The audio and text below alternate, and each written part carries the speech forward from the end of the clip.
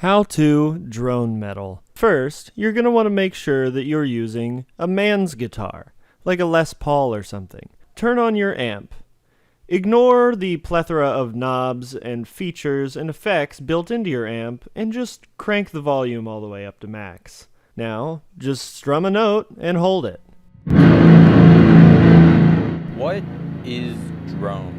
A drone is a musical term referring to a single note or chord that gets held throughout a large chunk, if not all, of a given piece of music, and is usually emphasized throughout. It's a technique that can be traced back hundreds of years, but wouldn't be given its own dedicated genre until minimalist composers like Arvo Pärt and especially La Monte Young would make frequent use of them throughout their compositions in the 60s. Listen to pieces like The Well-Tuned Piano or Perpetua Mobile if you're looking for some examples. But this isn't a video about the history of drone music because you can find that on Wikipedia, but you know what you can't find on Wikipedia? Me! Maybe someday. Drone might not sound like the most eventful type of music in the world based on how I'm describing it, and that's because it really isn't. It's a type of ambient music that tends to have a richer and more dense sound, making it easier to get caught up into rather than just having on in the background. Since the only defining characteristic of drone music is the actual drone itself, it's treated as a blank canvas for artists to create whatever kind of atmosphere they want over it. The different genre fusions, song progressions, and instruments all act as different colors for the artist to paint with, having the full image not reveal itself until you've made it to the end of a piece. It's enjoyed very differently from most other kinds of music. So if you checked out an album like Earth 2 because you heard it was a good metal album and then felt like jumping out of a window, then I really can't blame you, but I'm getting ahead of myself. Drone in its earlier stages, particularly in the 70s, was predominantly worked into electronic music, experimental rock, and even minimalist compositions, with the actual drone mostly stemming from a synthesizer. This makes sense, as synths weren't entirely perfected as a melodic instrument in popular music until the late 70s, so it was only natural for bands to find synths and just hold down a button. They were dabbled with a lot in the krautrock scene, mostly from bands like Cluster, whose first couple of albums do a really great job of building atmosphere by working drones into subtle chord progressions, alongside the sounds of feedback, electric guitars, and even some shimmering arpeggios. The first of the two albums is a bit more noisy and forceful, with larger build-ups and even a faint sense of rhythm coming through on each of its three pieces. The second album takes a more subtle and ambient approach, with more layers building on one another to give a thick and full soundscape by the end of each track. Already in the genre's life, we're seeing some variety in what creative ways drones can be applied, and it would only improve from here. Probably the most notable artist from this era of the genre is Fripp Eno, a collaboration between, you guessed it, Robert Fripp of King Crimson fame and Brian Eno of Roxy Music fame. Although actually, by the time these guys first collaborated, he was only known for Roxy Music. The duo's 1973 album, No Catfooting, is easily some of the best aged drone from this era, finding a great balance of electronic and organic instrumentation. This pairing of different sounds is only natural considering it's a collaboration between one of progressive rock's most iconic guitar players and a pioneer of many tropes in modern electronic music. The album carries a pretty strong sense of melody and repetition, more so than a lot of other drone, even by today's standards. Each side almost plays out like its own minimalist piece in the way that small fragments are repeated and slightly tweaked in context of one another, with sounds that were pretty new for the time. You might think it'd sound dated given how it's a predominantly electronic-based album from the early 70s, but there's a certain charm to synths from this era that just can't be authentically replicated nowadays. The actual compositions are pretty strong, feeling guided yet somewhat improvisational, and damn, Fripp did not have to go this hard. Their follow-up album Morning Star is an interesting listen as well, as even though it's still very synth-based, it sounds like a precursor to post-rock, especially on the first half. Moments like Even Song, and especially the title track, carry a lot of the free-flowing, sweet guitar tones that define much of that genre today. The extended closer, broken up into 6 tracks and taking up the entire B-side, undergoes an interesting progression as well, with a very faint and slow set of notes that are just barely audible behind a foggy set of distortion, eventually turning into a very compelling and kind of beautiful melody. With drones becoming a more common technique in the realm of avant-garde music, some artists began to work them into different musical styles. One artist who did this particularly well was Henry Flynt, a classically trained musician and philosopher who had some pretty negative opinions on the progression of mainstream music during his time as an artist. He has a pretty interesting article on his website that gives a little more context to his music, so I'll leave a link to it in the description if you're curious. He recorded a bunch of compositions throughout the 70s and 80s, but wouldn't get them commercially available until the 2000s. That is, with the exception of You Are My Everlovin and Celestial Power, released on cassette in 1986 from recordings of a couple live shows in the early 80s. The first of the two pieces pretty much only consists of an electric violin atop a subtle, warping synthesizer that almost sounds like crickets chirping. It's such a unique sound that's well complemented by the rough recording, and while the violin is really the only thing carrying the piece from one passage to another, it manages to stay engaging. Despite Henry's cynical view of the music from his era, you can tell he really knows what he's doing when it comes to playing violin. He knows his way around a scale and how to seamlessly switch between keys, tempos, and melodic motifs to keep the whole thing feeling connected. Celestial Power plays out similarly, only instead of a violin over a drone, we get 2 violins playing simultaneously, one being the bass and the other the lead. While the bass part is more repetitive and mostly acts as a means of giving the song more depth, it has such a strange and disjointed melody that it's easy to shift your attention between the two. Overall, I think it's fair to call this tape the first masterpiece in drone, as not only did it take the sound in a direction that it hadn't been before, but it did it in a way that was genuinely engaging and pretty technical as well. But okay, enough about violin music. What is this, your grandma's record collection? I want something heavy, something I can rebel to. Drone metal! That's what we're talking about now. You got an electric guitar, you got an amp, strum a note, bam, you got a drone. The main band who's credited with more or less inventing drone metal is Earth, with their seminal debut album Earth 2. Now I know what you're thinking, if this is Earth 2 then where's Earth 1, huh? You're living on it! Okay, for real, it might be intended as a sequel to their 1991 EP titled Extracapsular Extraction, which for being maybe the first full-blown drone metal project, certainly feels like it. It takes most of its cues from traditional doom metal, and even combines its rough texture with simplistic compositions in a way that's almost psychedelic, akin to what would eventually become stoner metal. In fact, I think Earth did a lot to influence that genre as well. Or the title of Earth 2 is supposed to be representative of the album being such a different and surreal experience that it puts the listener into another world while listening. And while that might sound super pretentious, the whole thing becomes very tongue-in-cheek when you look at the back cover, and its exaggerated quotes about the album being a relaxing and pleasant experience. Oh wait, it's 2019, we stream albums, there is no back cover. You know, for as infamous as this album is for being such a long-winded and motionless experience, it actually kinda slaps at times. These very rhythmic, albeit repetitive guitars dominate a good chunk of the first track before switching over to a riff that's slower and not even comprehensible unless you're patiently sitting with it. A good majority of the album plays out closer to the latter, with chord changes that are so few and far between that the listener is struck off guard when they happen. I know I said the quotes on the back cover were exaggerated, but I actually do find listening to this album a pretty relaxing experience, all things considered. The overwhelmingly low-end and slow-moving chord progressions create an atmosphere that's as rough as it is inviting. This also brings me to one of the most important factors that makes drone, and particularly drone metal, so enjoyable for many people. Its loudness. Since drone is a type of ambient music, the actual composition isn't usually the main focus, but rather the environment that's created within the sound. What separates drone metal from other kinds of ambient is that it's designed to be played as loudly as possible, getting results from the listener in a very forceful manner. This is the most important aspect to live shows as well, as the guitars are often played so loudly that the audience is just standing there with their insides shaking for an hour or two. In other words, some people listen to trap to make their car rattle, while others listen to drone to make their body rattle. I haven't had the chance to actually see a drone band live as much as I would like to, so if any of you watching have, then please comment. I'd like to hear about your experience. While Earth 2 is pretty much responsible for introducing the art form to the world, in retrospect, it really isn't one of the best albums that drone or even drone metal has to offer. It's more an album that set the blueprint for what artists could do with these overwhelmingly loud, droning notes than a masterwork of how to apply them. It's certainly an essential for understanding the genre's history, but one that feels kind of bland and vanilla nowadays, knowing how the genre progressed. Even subsequent releases like Phase 3 and Pentastar would take much of what they did on this album and experiment with it a bit more, breaking the sound into shorter and more easily digestible tracks, with riffs that are more energetic and sometimes even drumming. But back in the 90s, what the band did on Earth 2 sounded so bold and unconventional that a plethora of bands were fascinated by it, including one of drone's most popular and essential bands, Sunn, who got their name because the Earth literally revolves around them. And also it was the name of the company who made their amp. This band felt like the next logical step for drone metal, as they took what Earth had set out and made it sound edgier. While Sunn is unmistakably a drone band, they take almost as much influence from black metal, from the lo-fi recordings, growled vocals, and occult outfits they wear on stage. It would take them a few releases to really come into their own, but I'd argue they truly hit it out of the park with their amazing 2005 album Black One. This is one of drone metal's true masterpieces, as I feel the crushing and heavy low end is given an actual purpose, that purpose being to make you While it's fair to label Black One as an ambient album due to its often sparse compositions, it's one of the only albums in all of ambient that I feel is more or less impossible to just have on in the background to drown out other sounds. The drones on here are just so layered, dense, and even rhythmic at times, to the point where it really can't be ignored once you put it on. Combined with the occasional vocals that are mixed perfectly to sound like some sort of shrieking ghost who's been trapped into a torturous afterlife, and what you have is some of the best atmosphere building in all of modern music. In fact, I'd say even most black metal albums don't step up to what Sunn is able to accomplish on this LP. But if for some reason that sounds unpleasant to you, then their 2009 album Monoliths and Dimensions may give you an easier time. This is generally Sunn's most talked about and celebrated album, and likely because it does a lot to stand out in the grander scheme of drone metal. Its otherworldly spoken word bits go very well with the haunting ambience, and did I mention there's a choir on here?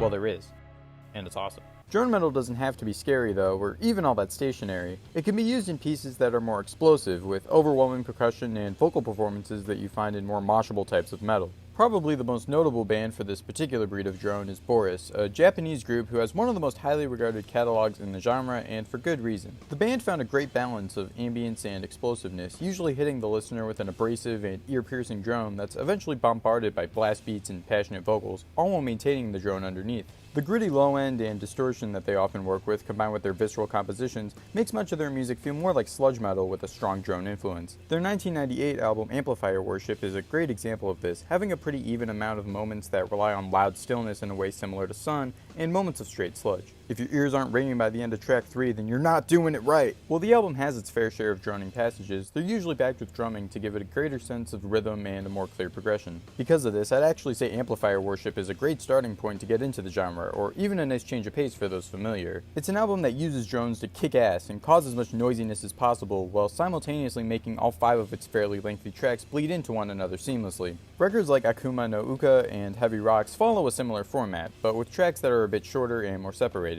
Hell, the band dabbled with this so much that their 2005 album Pink is pretty much just straight up noise rock. Probably the most acclaimed project they've made in this style is their 2003 album Feedbacker, and for good reason. This thing feels like a more relaxed and almost psychedelic experience when compared with previous and even later Boris records. While it is loud like most drone metal and relies heavily on feedback to carry much of its compositions, every passage spread throughout its 5 untitled tracks feels as meticulously planned as the last. Despite clearly being written as a single 44-minute piece, the different tracks all feel completely different. Part 1 is a more subtle but still noisy way of welcoming the listener with slowly played guitars that are drenched in distortion and feedback. Part 2 carries the slower tempo, adding in percussion and more melodic riffage, making the piece feel like it's fanning out and going somewhere. It eventually climaxes right at the middle of the record on track 3, with the heavy guitars, booming percussion, and loud vocal performances we're used to hearing from Boris, but still keeping much of the already established melody intact. After this, the composition becomes as subtle as it was when it started, but now being filtered through a much louder and more unforgiving lens. The whole thing is an interesting exploration of how feedback can be applied into a larger composition, while having the crescendos and ambient bits that are custom in many instrumental tracks. This exploration would stick with them throughout many of their following albums, including Drone Evil and Alter, which is a collaborative album with Sunn O. Hey!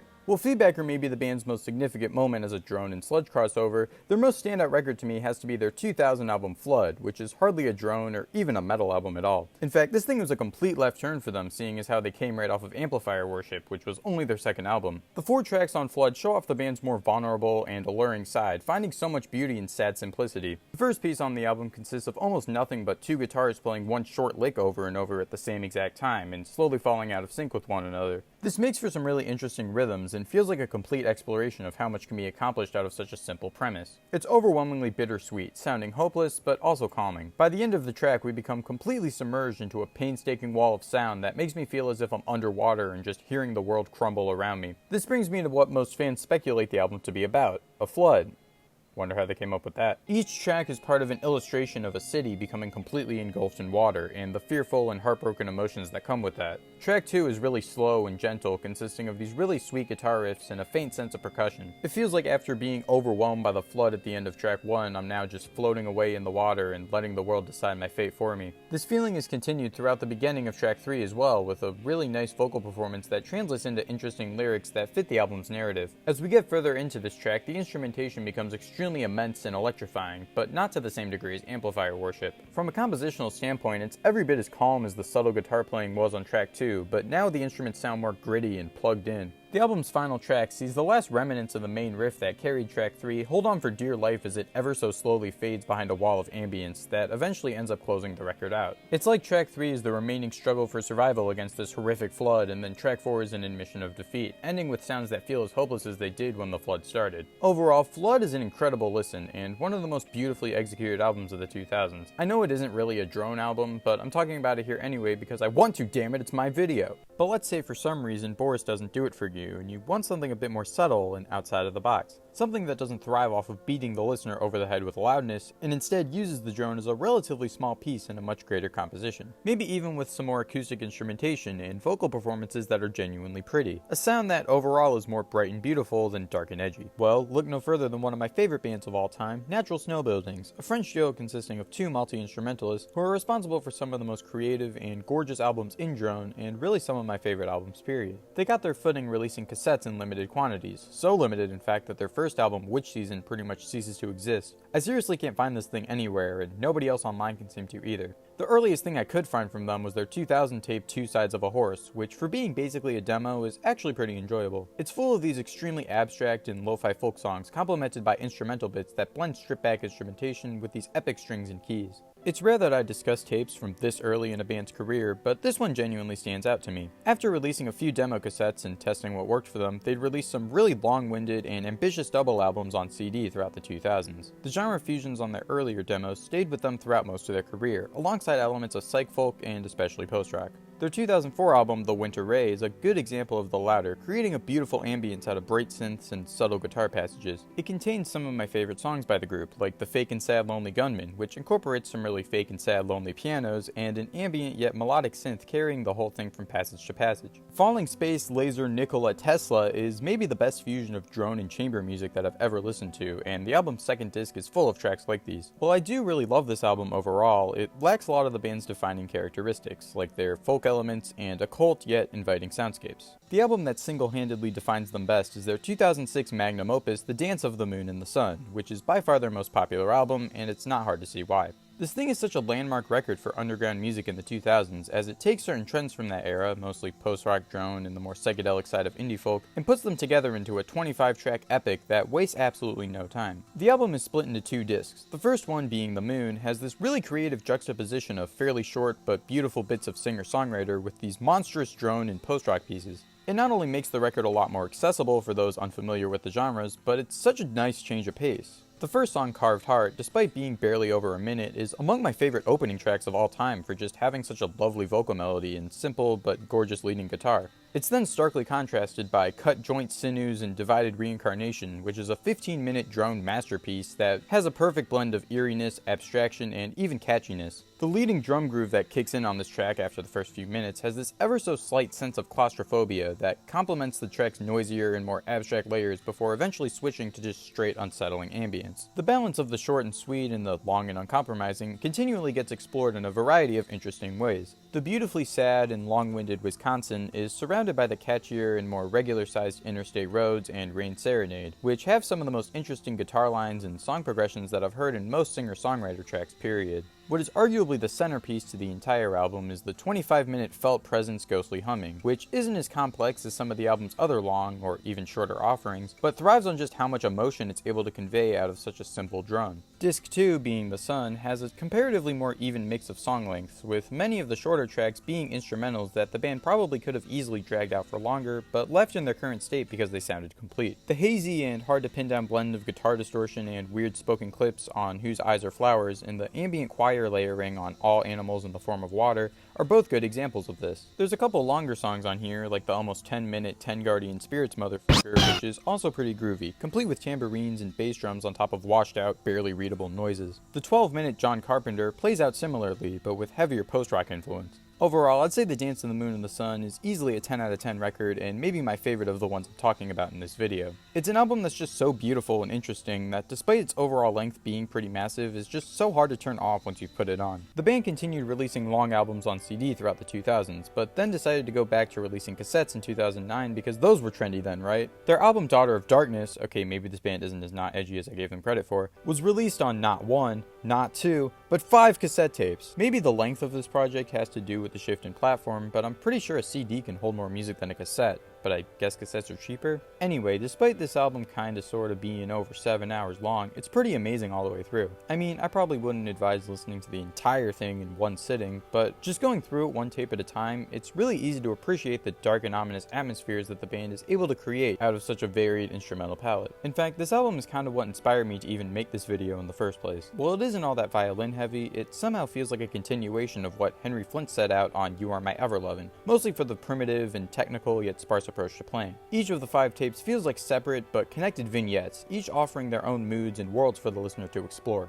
The first tape feels very welcoming, with repetitive melodies that are easy to get attached to and are pretty slow but slightly shift to keep from getting stale. The opening title track and the two-part behemoth Satanic Demona both do this masterfully, giving a mishmash of instruments all short and simple parts to play, yet feel so gargantuan when put together. Tape 2 sees the band playing even more freely, with a leading acoustic guitar on top of eerie drones and choirs playing around with different melodies throughout Body Double and Her Face Is Not Her Real Face. As we delve deeper into these tapes, the music becomes colder and more isolating, with the groovy but cultish sounds of Santa's Sangre on tape 3 and the shrieking abrasiveness of Slaves for the Afterlife. The final track on the entire project, at least on the original cassette release, is a perfect thematic wrap-up of the entirety of the album. It's a beautiful symphony of unsettling choirs, guitar passages that constantly fade in and out of the mix, and sporadic but planned percussion, largely stemming from a tambourine. The piece eventually starts exploding with electric instruments and crescendos that last for minutes at a time. The version that's available to stream ends with Psychic Navigation, which is a cool track for how it takes much of the album's sounds and fuses them with more psychedelic elements, but overall doesn't feel like as much of a closing statement as The Invincibles. I absolutely adore this record, but I don't quite think it's perfect. I wish some of the longest tracks on here had a greater sense of progression, because as much as I love what the band conjures up on songs like Devil's Fork and Her Face Is Not Her Real Face, I kind of feel like I've heard everything they have to offer by the time I've hit the 30-minute mark, and yes, these songs go well over that. I know the length may look pretty intimidating, and I totally understand if it puts you off, but to get into this album, I'd recommend checking out some of the shorter songs like Curar and The Source, and see how you feel about them before delving off into its longer offerings. Hell, Carnal Flowers is one of my favorite songs of all time for how inviting it is into such a supernatural atmosphere. Its catchy chants, rhythmic bells, and melodic woodwinds make for a track that I genuinely wish was longer, but I'm glad doesn't overstay its welcome. A great way to find more drone, and really any kind of music, is to look into certain labels that specialize in the genre.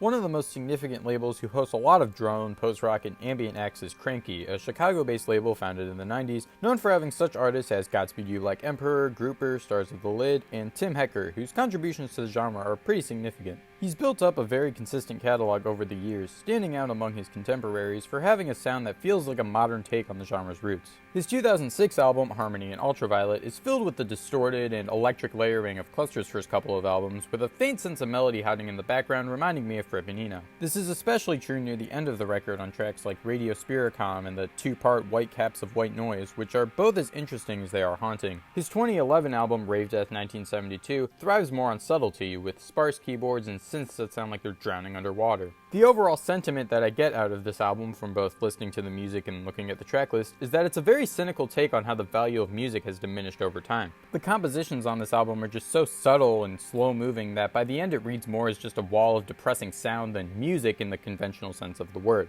It starts off with what sounds like a radio frequency slowly gaining connection on the piano drop and trying to maintain itself throughout In the Fog. The deeper we get into the tracklist, the bleaker the album becomes. It eventually ends with In the Air, which sees a piano holding on for dear life as it becomes consumed by the silence at the end of the record. All of Tim's music is very interpretive, so if you see a different meaning in this album or any of his albums, then feel free to comment. My favorite of his, though, has to be his post-minimalist masterwork Virgins, which is maybe the strongest drone album I've heard all decade. It's a minimalist album based around more modern production techniques, having these fragmented melodic motifs that change more with how they're worked into the mix than with the melodies themselves.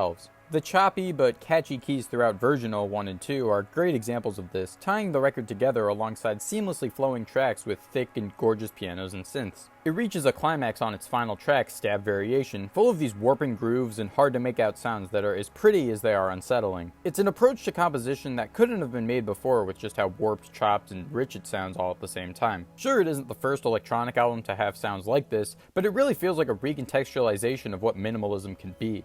Easily one of my favorite ambient records of the decade, and a must-listen for any drone fan. So overall, I think this genre is a really interesting exploration of the different ways music can be enjoyed. Some of the boldest and most emotionally provocative albums that I've ever listened to fall into this genre, and such a wide variety of sonic landscapes can be made out of it. You might think it's all just artsy bullshit, and if so, I can empathize with that, but if it sounds interesting to you, then I hope you give some of these records a shot. If you're a fan of the genre already, which you probably are if you're still watching at this point, then comment some of your favorite drone records, because I know I missed a lot. I'm sorry, I'm just one guy, I can't cover everything. I spent like a third of the video talking about natural snow buildings. Before I finish though, I just want to give a big thank you to all of you who subscribed and watched my content, especially the Drain Gang video. That thing did way better than I was expecting, and I've gained well over 100 more subscribers off of it, so thank you guys so much. I'm sorry this video took a bit longer to release, I genuinely was not expecting it to be this long. You guys are the best, and if you enjoyed, then you know the drill.